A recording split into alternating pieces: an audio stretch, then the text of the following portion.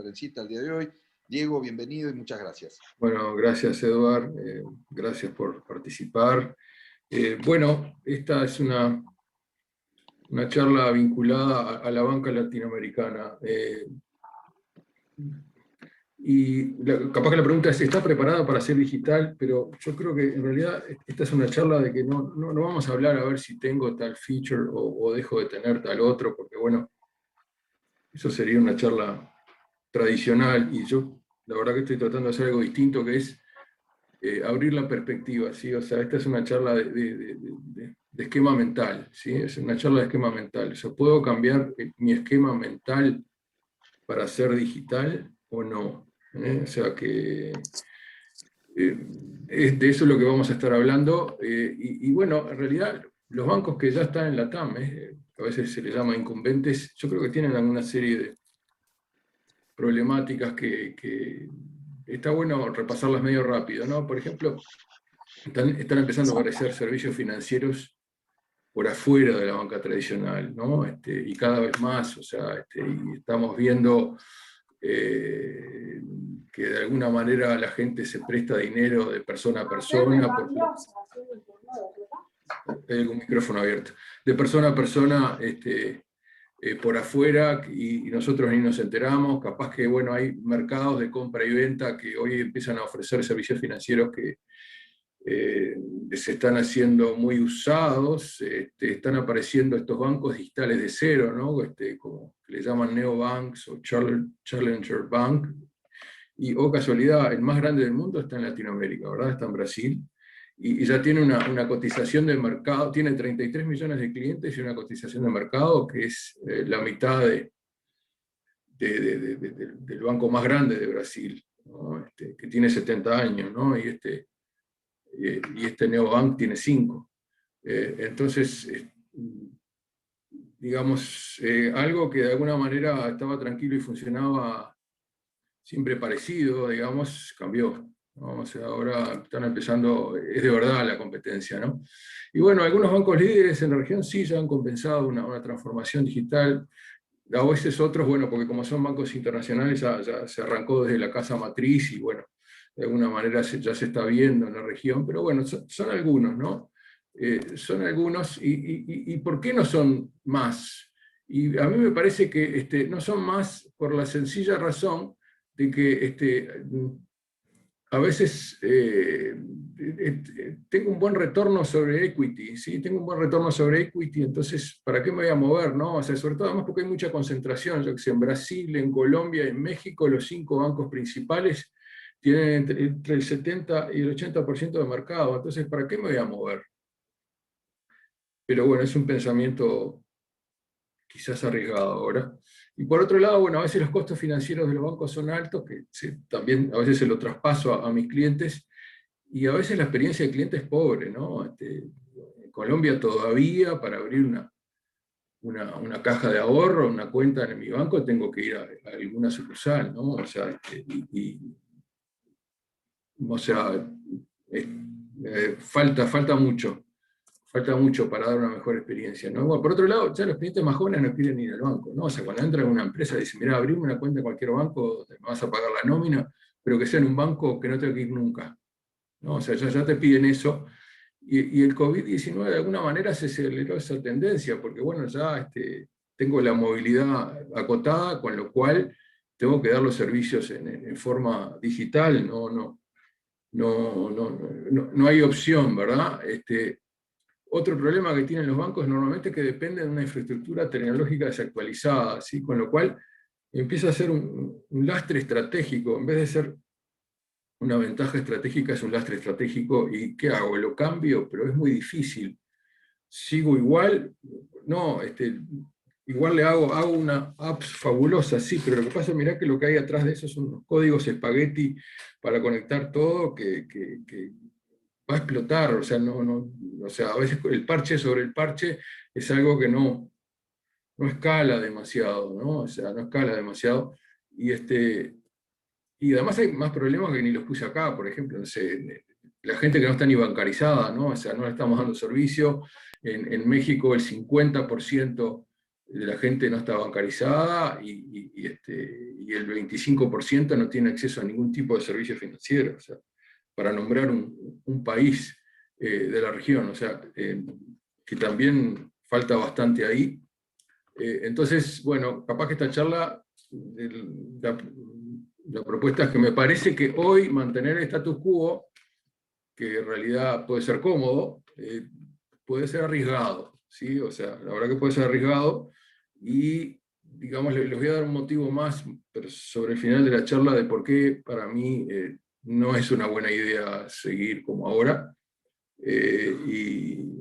Pero capaz que en la charla esta le quiero dar una perspectiva, no la tradicional, ¿no? Siempre miramos para el norte, ¿no? Siempre en general miramos mucho a Estados Unidos, y está bien, capaz que en esta charla, capaz que mi propuesta es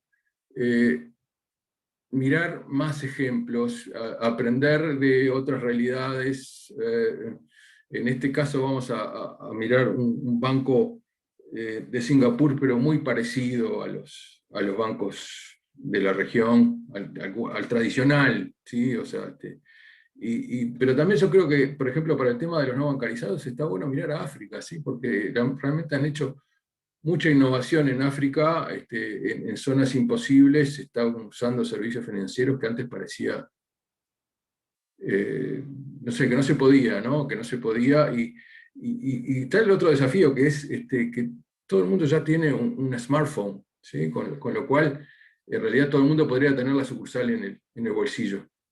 Pero bueno, vamos a hablar de un caso que, digo, lo traigo porque era muy parecido a los bancos de acá, ¿sí? El banco que les estoy nombrando se llama DBS. DBS quiere decir Banco de Desarrollo de Singapur. Es un banco estatal de Singapur que se creó hace como 50 años, cuando arrancó el país como nación, para potenciarlo, y en el año 2009 tenían muchos problemas que se ven hoy, ¿no? Esos problemas de esos bancos pesados, ¿no? O sea, con colas largas, a veces también con gente añosa. Pero bueno, ese banco le pasó algo interesante, que es, bueno, en ese año 2009 tomaron una camada nueva de algunos ejecutivos en puestos claves, un gerente general que venía del Citi, un gerente de innovación, un gerente de transformación digital, un gerente de sistemas nuevo también, y digamos, fíjense lo que le pasó, ¿no? Por ejemplo, bueno, antes de seguir, miren esta gráfica de cómo era la percepción de los clientes, ¿sí? Estos son bancos de Singapur en el año 2009. Si miran el último más abajo, es el DBS. ¿Sí? Es el peor evaluado por los clientes, ¿sí? Solamente el 66% está conforme. Pero bueno, este banco llegó a ser el mejor banco del mundo 8 años después, ¿sí? 8 años después llegó a ser el mejor banco del mundo, y ganó 3 premios simultáneos, que es el único banco que logró 3 premios a la vez, los más prestigiosos, que es ser el banco del año por The Banker, ser el mejor banco del mundo por Global Finance, y ser el mejor banco del mundo por Euromoney. Y especialmente a los del banco hay una frase que puso Euromoney que les gustó mucho en su informe, que es: DBS lo está haciendo mejor que cualquier otro banco. La innovación digital impregna cada parte de DBS, ¿sí? Y eso les pareció muy valioso a ellos, ¿sí? O sea, ese tema de que alguien se dio cuenta que se habían metido de cabeza en esto, pero se habían metido tanto que lograron que sus empleados a veces tuvieran ese clic, ¿sí? ese cambio de esquema mental. Un ejemplo, una gerente de banca privada decía: yo era una idiota tecnológica, pero me propuse ser una guerrera digital, ¿sí? Y eso lo dijo en una conferencia de TED, ¿sí? O sea, fue público, ¿no? No es que se lo está diciendo el amigo, no, lo dijo en una conferencia TED. Pero bueno, Entonces, bueno, uno de estos gerentes nuevos que entraron al banco en ese año, cuando toma el taxi por primera vez para ir al DBS, le dice, no me lleva al DBS, y el taxista le dice, ese maldito y cruelmente lento banco, ¿no? O sea, ya hasta el taxista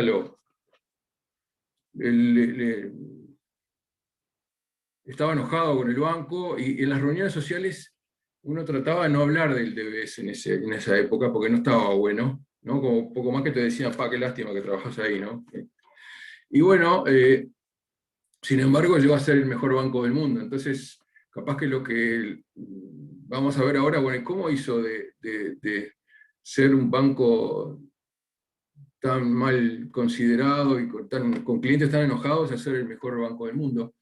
Y bueno, una de las cosas primeras que hizo el gerente general fue decir, bueno, no, pero vamos a pensar de forma asiática, así como asiático, porque se acuerdan, en el 2008 hubo una debacle financiera en Occidente grande, entonces vamos a pensar como si fuéramos un banco a la manera asiática, y bueno, terminaron después de 6 meses en decir, queremos hacer la banca alegre.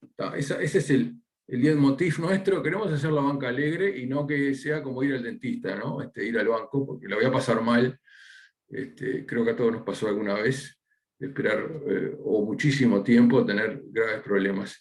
Entonces, bueno, 6 meses le dio a la gente para pensar, el nuevo gerente general, cómo diferenciarse para dar ese servicio asiático, y después aparecieron como 96 definiciones iniciales, pero se quedaron 3, ¿sí? Uno, el banco tiene que ser respetuoso; otro, que el banco tiene que ser fácil de tratar, ¿sí? O sea, y además que sea confiable, ¿sí? El banco nuestro tiene que ser confiable. Lo interesante es que estas 3 cosas, las iniciales en inglés, red y rojo, en la cultura asiática tienen una connotación de suerte, de alegría, tiene una buena connotación. Entonces, bueno, ese fue como el faro de ellos, ¿sí? Y sigue siendo, ¿no? Siempre ser un banco respetuoso, fácil de tratar y confiable. Pero bueno, se empezaron a dar cuenta cuando en esas iniciativas y en esos problemas, se empezaron a dar cuenta de que tenía mucha basura, tenía muchas cosas que no aportaba valor. Entonces había que eliminar esa basura, eso superfluo. Entonces, para eliminar eso, empezaron a hacer unos eventos de mejora de procesos. ¿Sí? Ahí vemos un ejemplo de una de esas reuniones. Hace poco le vi al Banco Popular de Dominicana una foto que puso un gerente que conozco, igual, muy parecida a esta, ¿no? O sea, es empezar agarraron equipos multidisciplinarios, los encerraron en un cuarto y le dieron 5 días para ver bien cómo estaba el proceso ahora, qué problemas tenía y cómo podría llegar a ser. Y bueno, y después hicieron 50. Sí, y realmente fueron muy exitosas porque tenía mucha basura el banco, mucha cosa que no aportaba. Pero bueno, en el medio pero todavía no se veía mucho, ¿no? Para los clientes esa mejora. Entonces, en el 2010 siguió bajando la percepción por los clientes del DBS, seguía último. Sin embargo, bueno, siguieron esos PAIs, esos eventos para mejora de procesos. Y en uno se produjo la magia, ¿sí? ¿Cuál fue la magia? Es esta, que capaz que, bueno, si se quedan con esto de la charla, yo ya me quedo contento, ¿sí? Es usar un KPI hora cliente, ¿sí? O sea, siempre medir todo en hora cliente. Hora cliente es hora que espera el cliente. Entonces, ¿cuál es el objetivo nuestro? Es que espere menos, por lo que sea, por cualquier servicio que espere menos. Lo interesante de este KPI, que es independiente del servicio que doy. Entonces, la verdad que a este momento llevan cientos de millones de horas ahorradas a sus clientes, ¿sí? Ojo, que no son muchos, ¿no? O sea, en Singapur creo que son 5 millones, o sea, no. Ojo, es un banco regional, ¿no? Pero lo que digo es que realmente trabajaron fuerte en esto y se los copió Google. Este KPI al banco, Google se lo copió y lo usa.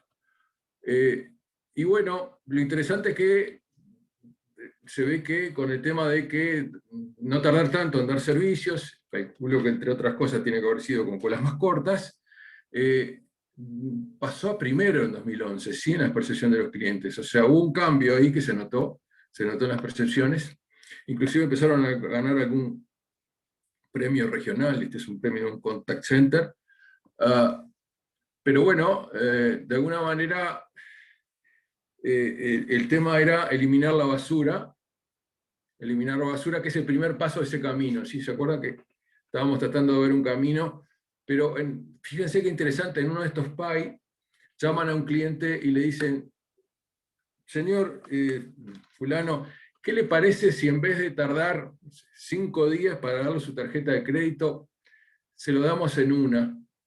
Y el cliente le dijo, no está mal, pero en realidad a mí me hubiera gustado,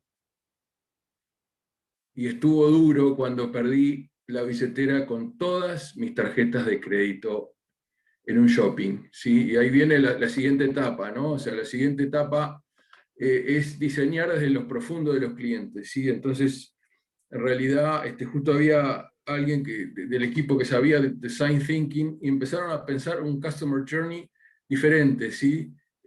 Nuevo. ¿Y cuál podría ser el Customer Journey de este evento? Y bueno, si nosotros pensamos hoy, ¿qué pasa cuando se me pierden las tarjeta de crédito? Tengo que llamo al banco, ¿no? Entonces lo primero que me preguntan es, me tratan de identificar a ver si no soy un ladrón, ¿no? O sea, ya me tratan medio más o menos, ¿no? Y bueno, y además me recuerdan, no, mire que el banco se hace responsable solamente de este momento. Y en realidad cambiaron el enfoque, y fue un enfoque más de contención, ¿sí? Le empezaron a decir, señor, qué lástima, ¿cómo se siente? ¿Está bien?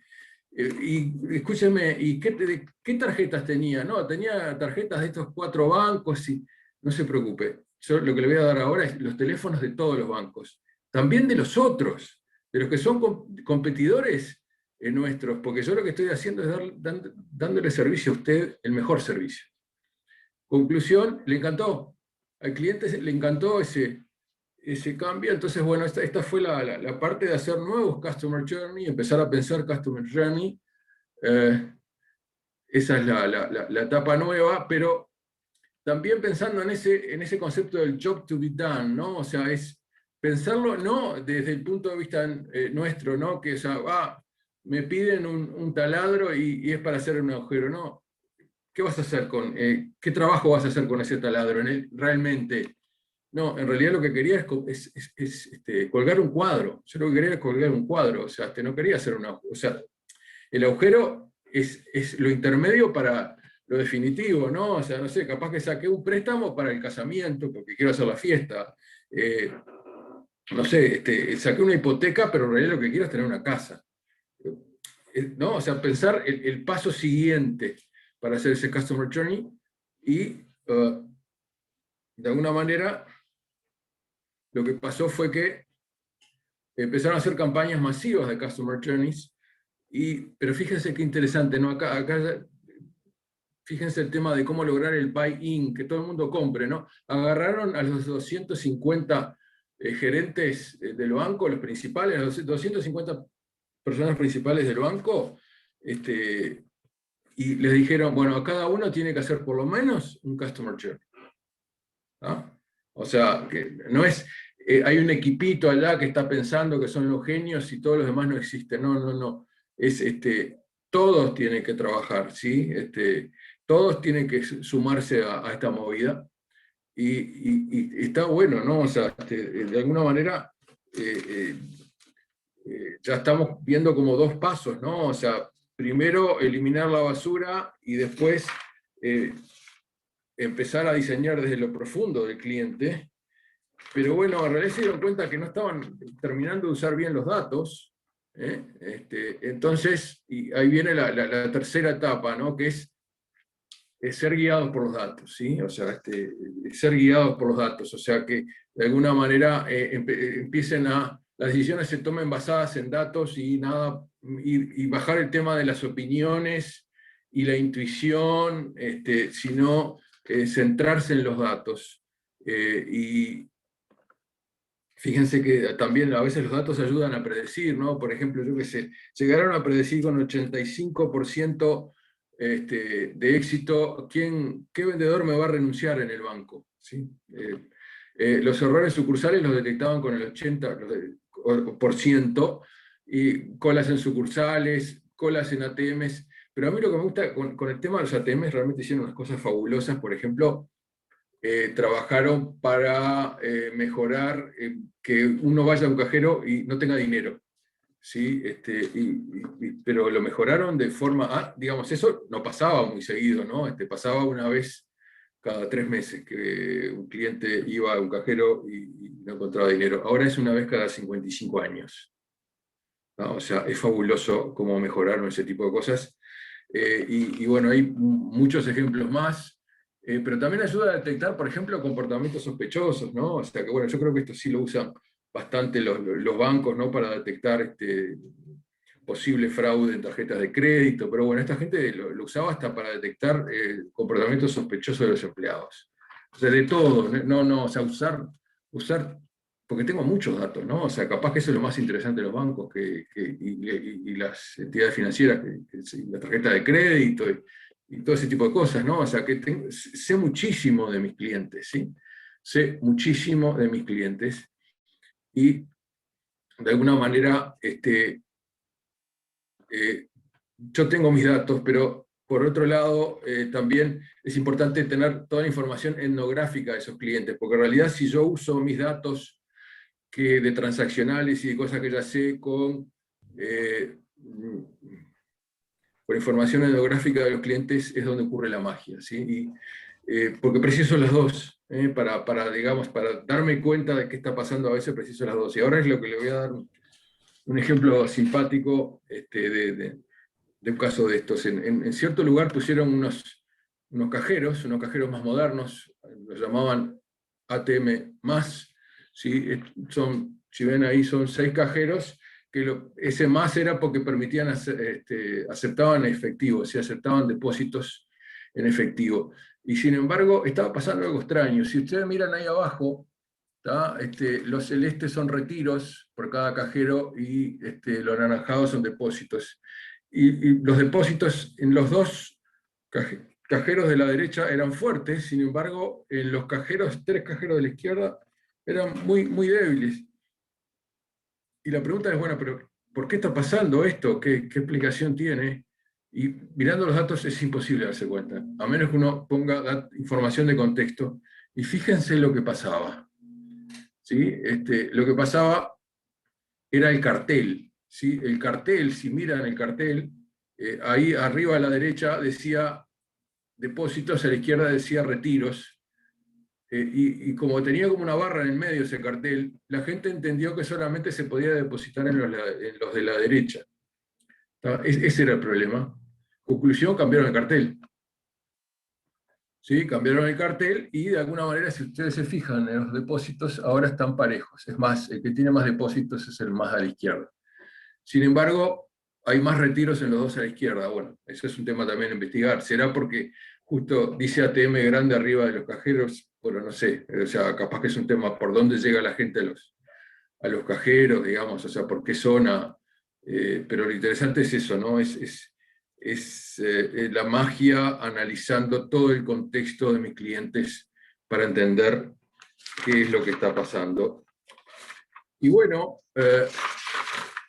ya tenemos 3 pasos, el tercero era guiado por los datos, pero guiado por los datos les hace un cuento más interesante.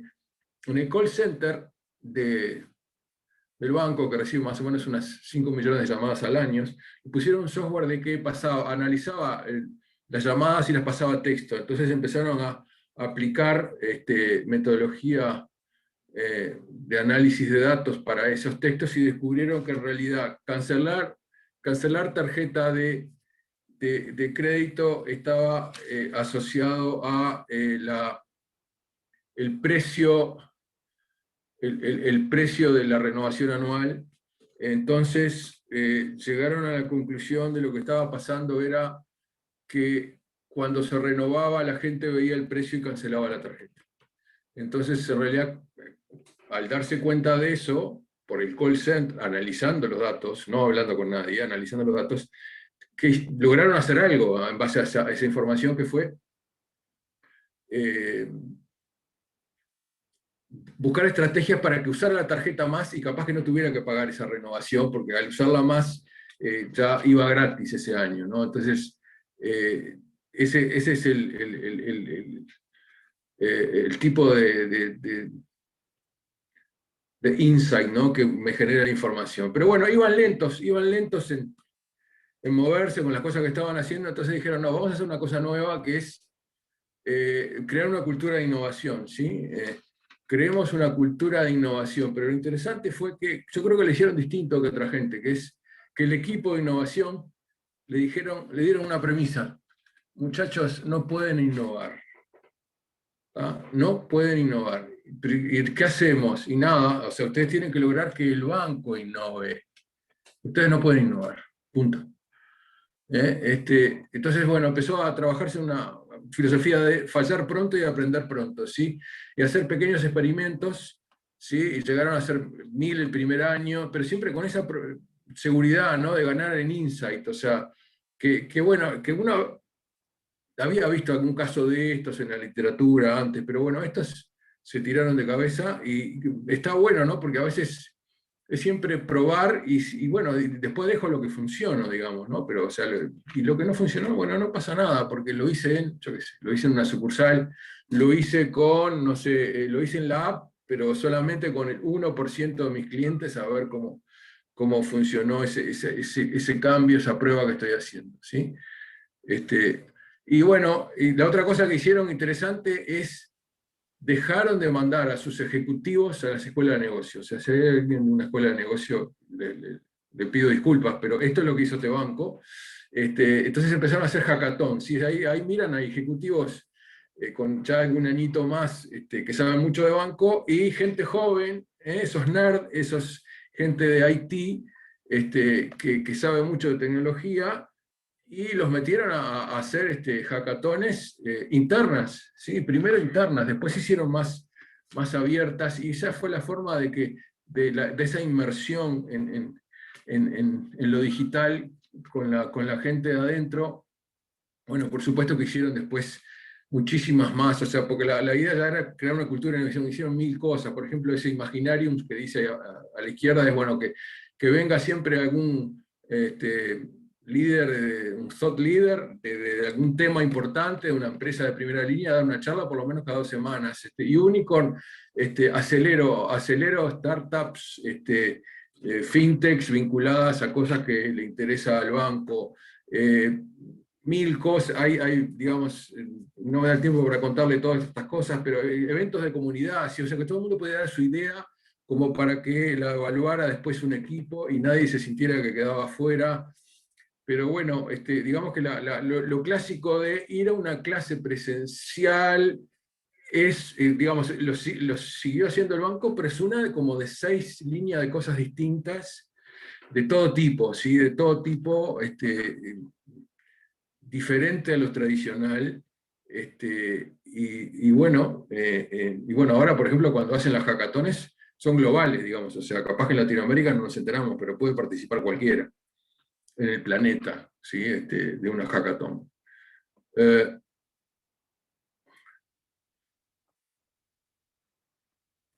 Y bueno, vinculado a esto de crear la cultura de innovación, también trabajaron en el tema de las reuniones, ¿sí? Las reuniones del banco. A veces las reuniones del banco como capaz que se iban medio largas, y en realidad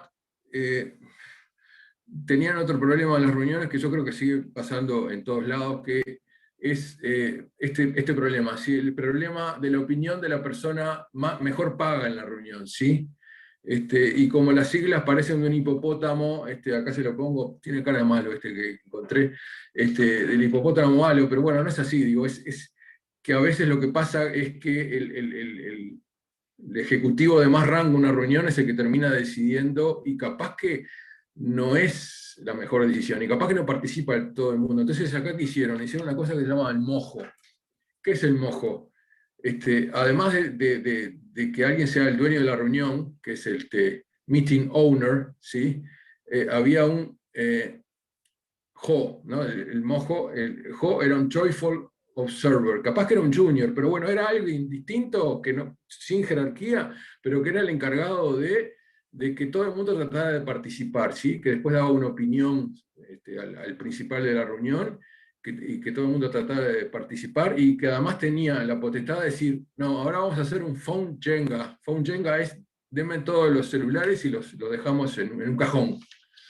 Y bueno, digamos, antes la gente, el 40% pensaba que todo el mundo participaba, y después que hicieron esta movida, subió al 90%, y además creo que, no sé, llevan cientos de miles de horas ahorradas de reuniones, porque ahora son mucho más acotadas, digamos. O sea, y trucos de estos tienen muchísimos que hicieron vinculado a la innovación, ¿no? Entonces, bueno, ya acabamos de ver como cuatro pasos de ese camino, pero en realidad lo que pasó es que se empezaron a volver un poquito para atrás, digamos. Entonces dijeron, no, vamos a codificar la cultura, ¿sí? O sea, para no tener regresiones, vamos a codificar la cultura, y la cultura que queremos diseñar es ser una startup, ¿no? Es ser igual a una startup, ¿no? Que con un banco grande con miles de personas suena raro, pero bueno, se propusieron eso, dijeron como 6 fundamentos,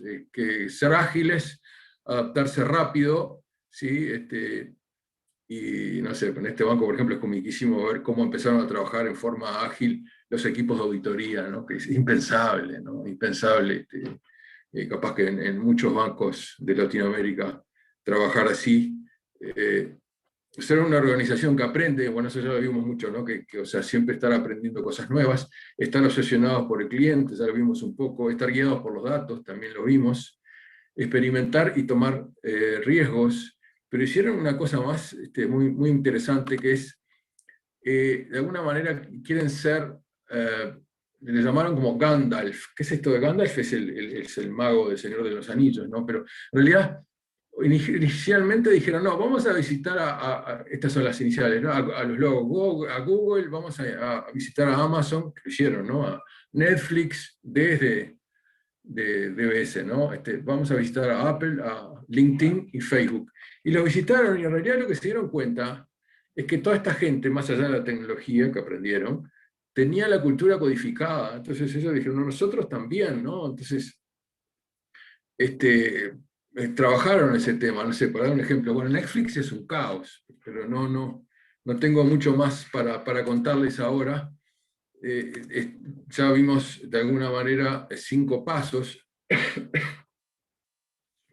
y ahora vamos por el próximo, pero en realidad se dieron cuenta que solo no podemos hacerlo todo, ¿no? Solo no podemos hacerlo todo, entonces dijeron, no, vamos a hacer la banca invisible, ¿no? Este tema del open banking. Entonces, a ver, pensemos en mis metas en mi vida diaria. Yo que tengo, ¿no? Eventos, ¿no? O sea, mi pensión, me interesa la educación de mi hijo, mi auto, mi casamiento, mi casa, mi educación, mi transporte, mi salud, mis viajes, mis compras, mi entretenimiento y mis servicios públicos, para ponerlo así en un esquema bastante entendible, ¿no? Bueno, también tengo mis finanzas, ¿no? Y esto capaz que es como antes pensaba, este es el taladro, ¿no? Que estábamos viendo antes, ¿no?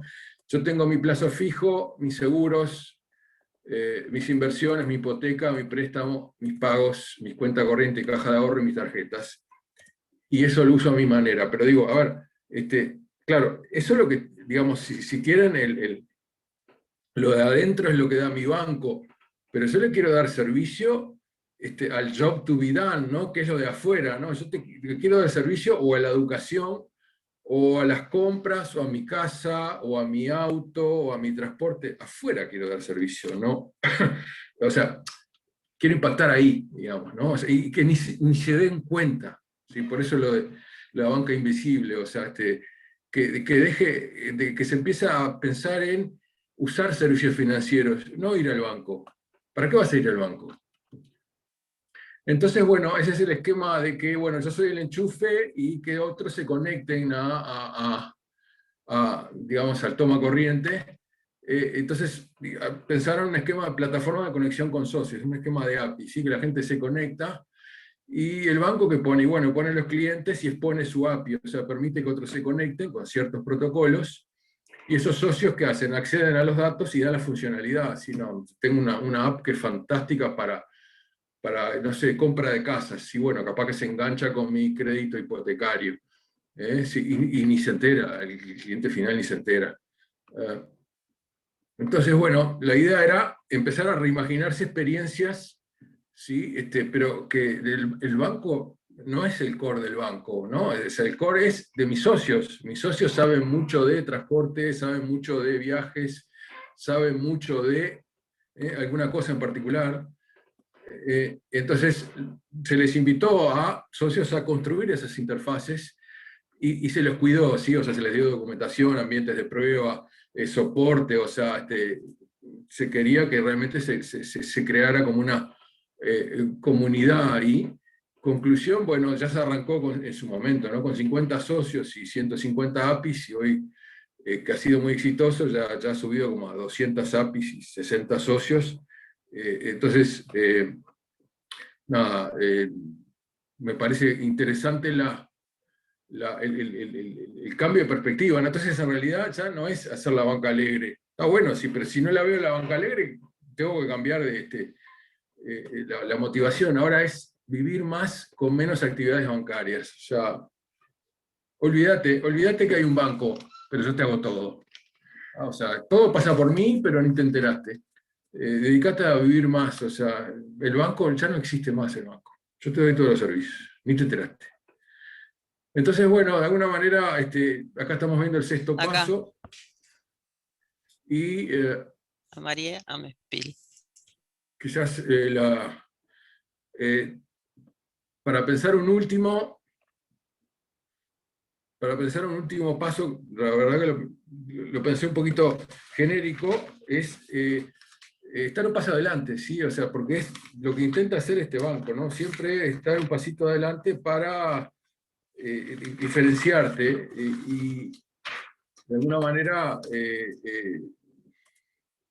acompañar también a los clientes, ¿no? En blockchain, por ejemplo, básicamente en blockchain nadie está haciendo nada, todo el mundo no está haciendo nada, no vamos a ver, los bancos, como les cuesta, estoy hablando de bancos, ¿no? Les cuesta meterse, todavía a las empresas les cuesta meterse, sin embargo ya hizo dos cosas.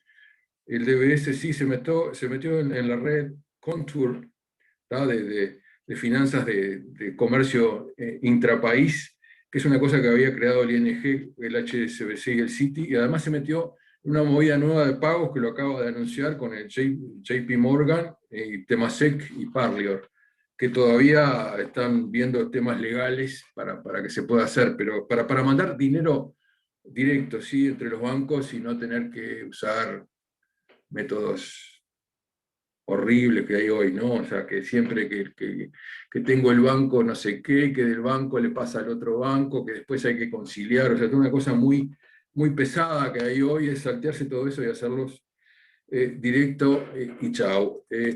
Y por otro lado, bueno, siguen apostando a inteligencia artificial, y a la información para hacer cosas nuevas, y bueno, por supuesto que este es un banco que quiere ser digitalizar todo, ¿no? O sea, no tienen mucho punto medio. ¿Qué es lo próximo? No lo sé. Pero bueno, lo interesante es que, digamos, lo acabo de decir, acabo de escuchar una conferencia de gerente general que sigue siendo el mismo, después de estos años, y dice que en realidad él ya se piensa como una empresa tecnológica que da servicios financieros, o sea, ya no se piensa más como banco, y dice que tampoco lo he corroborado, que más de la mitad de sus empleados son ingenieros, ¿no? O sea, gente de tecnología. Pero bueno, nada, yo lo que quería contar un poquito en este evento es, nada, animarnos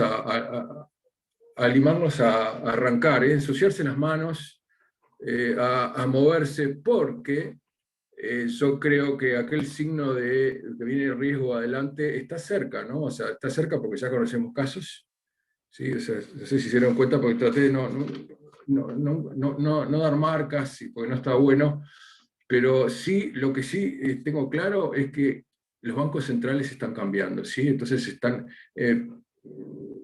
armando esas cosas que llaman sandbox, que son experimentos, y se está empezando a ver en Latinoamérica y en Europa se ve mucho. Y yo soy un ex banco central, ¿sí?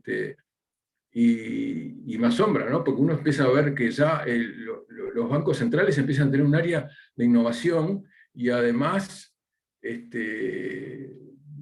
hace poco a un gerente de sistemas de un banco danés lo escuché decir, una de mis habilidades más importantes es estar en esas reuniones con el Banco Central de Dinamarca. ¿Tá? O sea, porque ahí se juega todo, ¿no? O sea, como que el futuro se está jugando ahí. Así que, bueno, yo creo que va por acá. El asunto es hacer algo, sí, hacer algo, y no es un tema siempre de mirar a Estados Unidos, hacer algo, no sé, yo no creo en las recetas. Hacer algo lo más importante es cambiar la mentalidad y empezar, porque, digamos, siempre está la opción de que me compren, ¿no? Y en realidad me compran a mí, pero me compran en realidad mi base de clientes, porque es lo que les interesa. Y bueno, espero que les haya parecido interesante el caso, porque creo que el banco en el 2009 estaba igual que en cualquier banco de Latinoamérica. Y bueno, capaz que la propuesta es cómo seguir, y acá le doy la palabra a Edward.